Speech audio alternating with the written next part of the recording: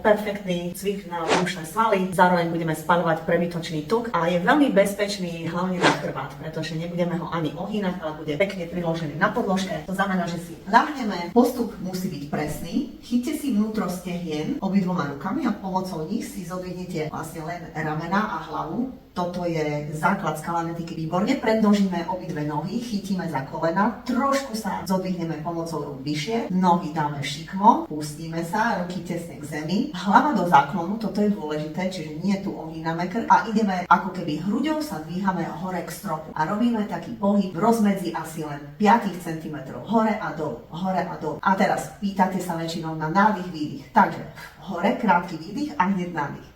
A ideme výdych, výdych, výdych. Dobre? Sú to také krátke nádychy a výdychy, pretože keď cvičíme, nevieme zhlboka dýchať, keď máme napnuté svaly a zatlačenú bránicu a v podstate takto sa to aj správne robí.